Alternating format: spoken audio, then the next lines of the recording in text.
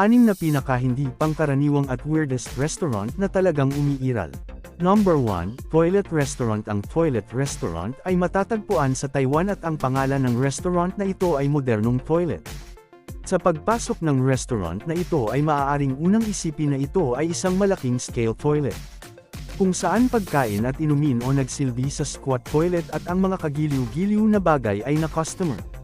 Mga taong dumating dito upang kumain umupo sa patayo na toilet sa paligid ng isang table at para sa mga taong pakiramdam napaka-narcissist ito restaurant magbigay ng may sakit. Bagayunpaman ito restaurant umaakit lokal at banyagang turista na kakaiba tungkol sa mga natatanging karanasan dining. Number 2. Vampire Cafe. Ang Vampire Cafe ay matatagpuan sa Ginza, Tokyo. Ang cafe ay pinalamutian ng dugo, pulang kurtina, kandila, coffins, dugo, mabango salamin at iba pang mga nakakatakot na elemento. At ang mga kawani sa cafe na ito bilang vampires at makipag-usap sa Transylvanian accent. At ang kagiliw-giliw na bagay ay ang pagkain sa menu. Ito restaurant ay pinangalanan pagkatapos ng multo at ang mga pinggan o kung minsan appallingly pinalamutian. Bukod dito ang Vampire Cafe ay hindi para sa malabo ng puso ngunit ito ay isang masaya at natatanging karanasan para sa mga taong gustong-gusto ang Halloween horror ay vampires. Number 3. Bilangguan Restaurant. Bilangguan Restaurant na matatagpuan sa Bangalore, India. Ito mukhang isang jail lupa ay tinatawag na Central Jail Restaurant. Sa pagpasok ng restaurant na ito, makikita mo ang ilang mga kwarto bilangguan kung saan ang mga customer ay nakaupo sa mga talahanayan at ang mga pinto ay sarado sa restaurant waiters, bihis at pulis uniforme. Farms kumuha ng mga order ng pagkain at waiters bihis bilanggu maghatid ng pagkain. Ang mga pangalan ng restaurant pinggan ay napakakaiba. At ang pagkain ay hinahain sa mga kagamitan sa bilangguan na kung saan ay napakamasarap na kumain. Number 4 na Taxi Yukiya Tavern. Kaya Yukiya Tavern ay isang tradisyonal na Japanese tavern restaurant na matatagpuan sa asno ng isang kusa distrito ng Tokyo. Ang kagiliw-giliw na bagay tungkol sa restaurant na ito ay nawalang tao waiters upang gawin ang mga order ng pagkain sa halip monkeys gawin ang mga order na ginagawang iba mula sa iba pang mga restaurant.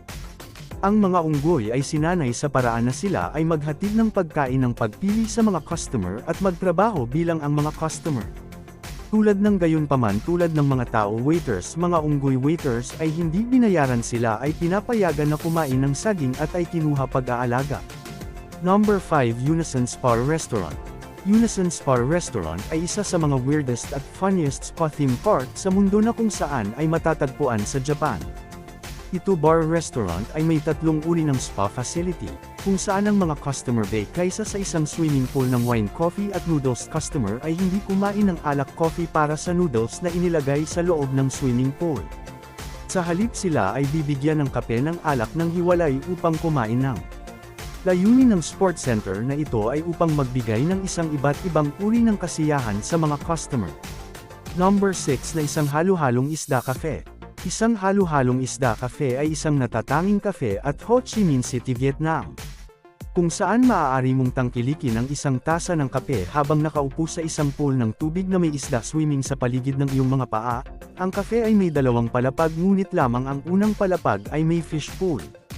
Ang isda pool ay tungkol sa 25 cm. Malalim at naglalaman ng daan-daang mga isda ng iba't ibang laki at kulay at lahat ng mga customer na dumating sa ito restaurant kumuha ng off ang kanilang mga sandalyas at ipasok ang restaurant at ang tubig sa sahig ng restaurant na ito ay nagbago bawat 24 na oras. Gayunpaman customer dumating sa ito restaurant napakasaya.